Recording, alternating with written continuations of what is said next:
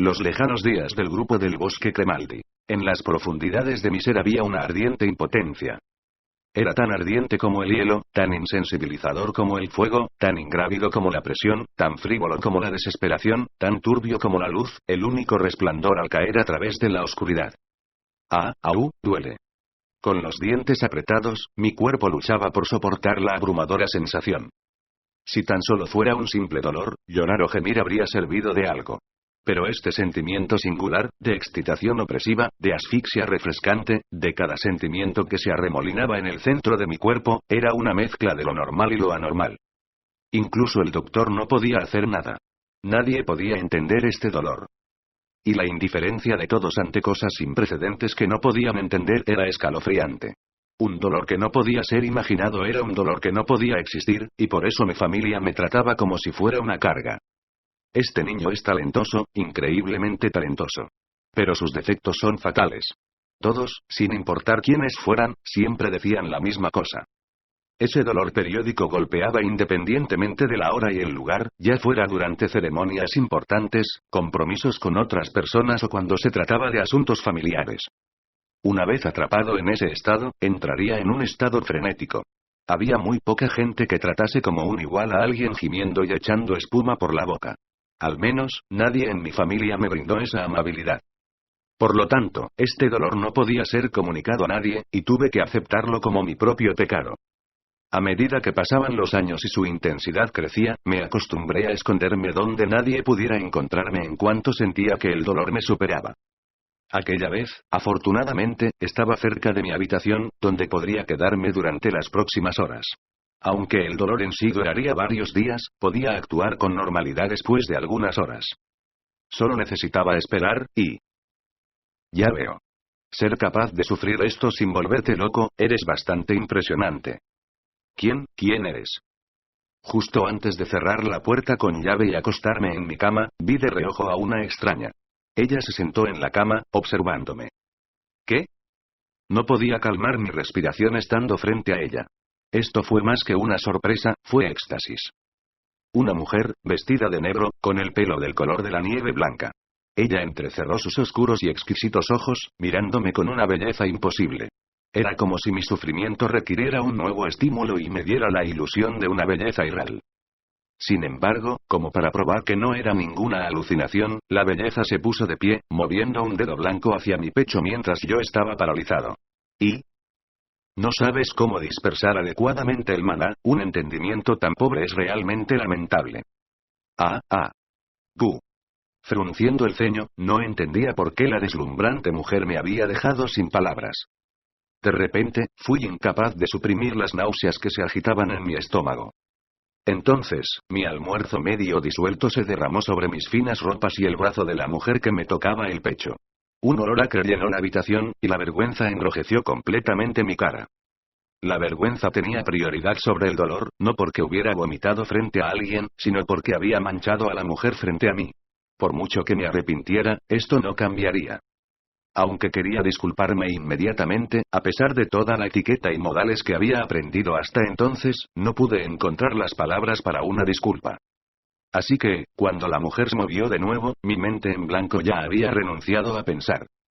Ella se acercó tanto que pude sentir su respiración, y continuó aún más cerca, hasta que incluso su respiración se contuvo. Eso fue un beso. La mujer cubrió mi boca, la que acababa de vomitar, con sus labios color melocotón. Así, nuestras respiraciones se entrelazaron.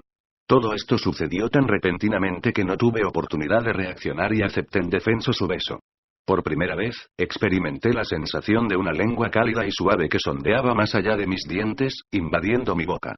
Mi cerebro hizo cortocircuito, incinerando cualquier pensamiento racional que quedase. Después de un momento, o unos segundos, o incluso decenas de segundos, nuestros labios finalmente se separaron lentamente. Permanecieron conectados por hilos líquidos y brillantes como la seda, que la mujer cortó suavemente con sus dedos. ¿Y bien? ¿Te sientes un poco más cómodo? Sorprendido por su repentina pregunta, no tenía ni idea de cómo responder.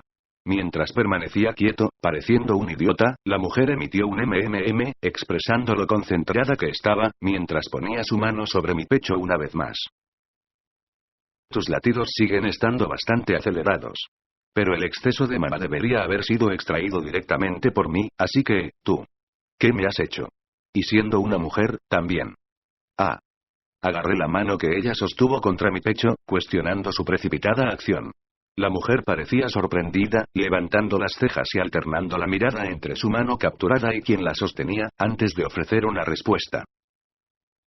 Tu cuerpo y tu alma solo pueden mantener el equilibrio ajustando regularmente tu maná. Cualquier cosa excesiva solo sirve como veneno. Eso es evidente, y debería ser aún más obvio para ti. Mana. ¿Esto está relacionado con la magia? Tener un grado de comprensión tan superficial. No, sería más acertado decir que es inusual saber incluso esto. No puedo aceptar que mueras por esto. Sacudiendo lentamente la cabeza de izquierda a derecha, la mujer no hizo ningún intento de ocultar su decepción. Consideré lo que había dicho antes. Si ella no había cometido ningún desliz al hablar, y si yo no la había escuchado mal, entonces, ¿sabes la razón de mi enfermedad? No es una enfermedad en sí misma, sino algo desafortunado que le sucede a gente selecta y talentosa. Me refiero a esta saturación de maná, saturación. ¿De maná? Se trata de algo increíblemente raro. Tan raro que incluso hoy en día nadie podía entender lo que te ocurría. Y esas palabras apuntaban a una conclusión. Yo puedo entender ese dolor. Cuando era niña, el mal uso de mi puerta resultó en una acumulación excesiva de maná.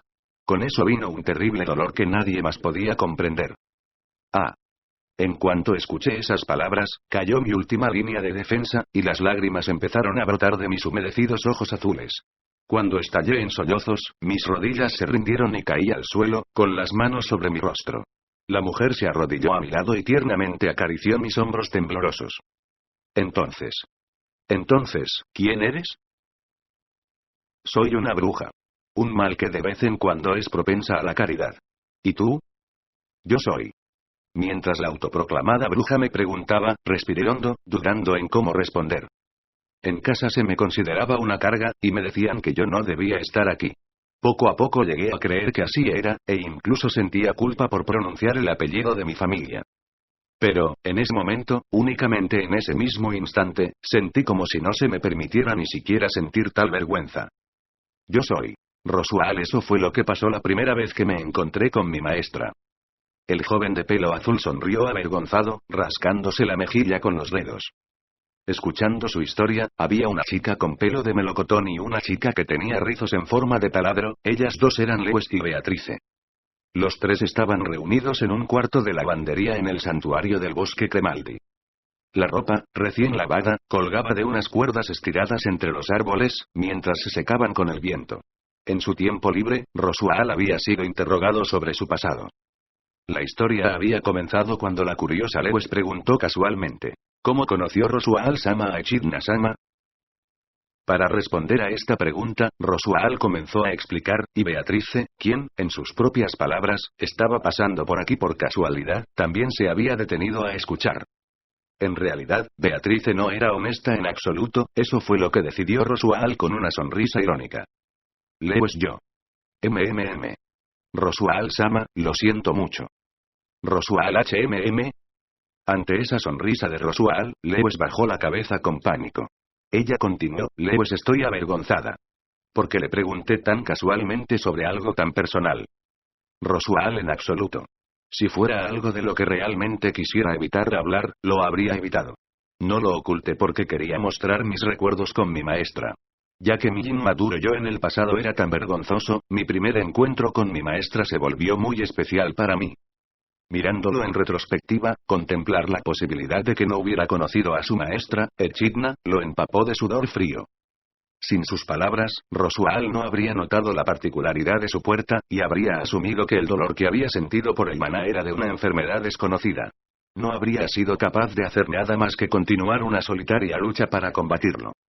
Y quizás habría muerto hace mucho tiempo. Rosual, que dicho final se hubiera evitado, que haya vengado con éxito a mis padres y hermanos, y que haya usurpado la casa Matters, todo fue gracias a mi maestra. Lewis, con que así fueron las cosas. Eso es. Espera, usurpado. Sintiéndose perturbada, la mirada de admiración de Lewis se convirtió en una de confusión. Viéndola reaccionar así, Rosual suavizó su tensa expresión, y se giró a la persona junto a Lewis. Allí estaba Beatrice, con sus cortos brazos cruzados, con la cabeza hacia otro lado y con una expresión indiferente. Tal vez ella estaba pretendiendo que no podía oír. En cualquier caso, Rosual Betty, ¿qué te parece la historia de mi encuentro con la maestra? Beatrice, ¿qué quieres decir con qué me parece? Yo no estaba escuchando, en absoluto. Y no te di permiso para llamarme Betty, así que deja de ser tan familiar conmigo. Además, supongo que mamá es demasiado casual con la gente que acaba de conocer. Rosual fue solo una oportunidad que tuve con ella. Pero recuerdo todas las palabras de la maestra desde entonces. Dándole las palabras que él necesitaba oír, dándole la salvación de la empatía. Pase lo que pase, Echidna lo había salvado. Y ella no pidió nada a cambio. Un acto de caridad, había dicho Echidna. Y esa había sido la decisión correcta. Beatrice, así que ella no pidió nada, y aquí estás, tratando de recompensarla. Eres muy problemático para mamá, ¿sabes? Y para Betty también, parece. Lewis, Beatrice-sama, decir eso es un poco. Y también entiendo los sentimientos de Rosual-sama, ya que también fui salvada por Echidna-sama. Beatrice HMPH. Beatrice, en respuesta a ser regañada, hizo una mueca. Lewis, que había hecho el regaño, tocó sus largos oídos con los dedos, símbolo de su etnia semi-humana. Para ella, la oreja representaba algo significativo, al igual que la sangre medio humana que corría por sus venas. Incluso en su corta vida, Lewis ya había sufrido mucho por ello.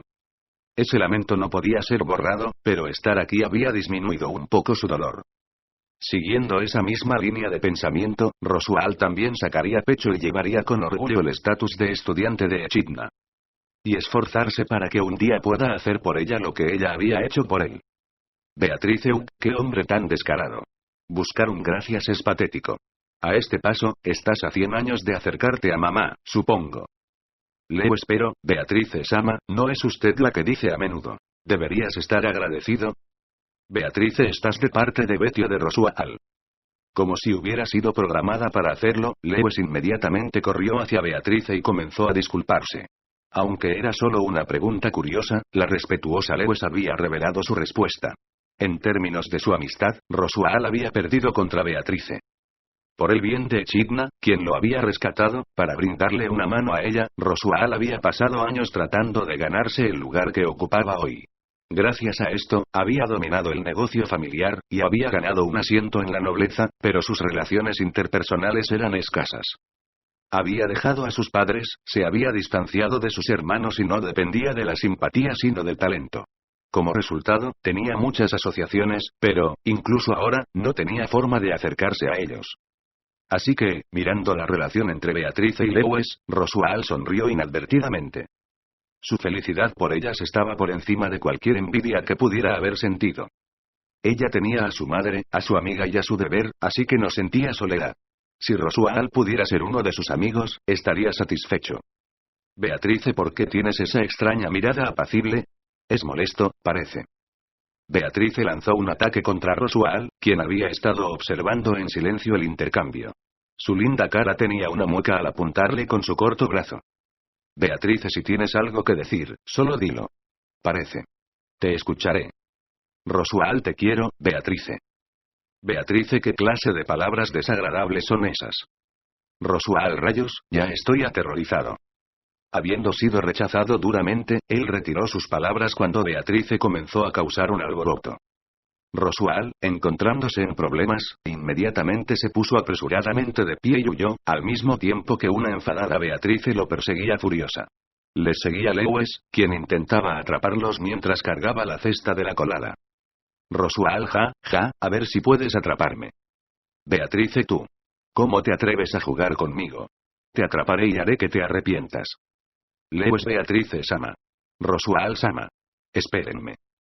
Los tres ruidosos dejaron de lado su trabajo cuando comenzaron a jugar entre ellos.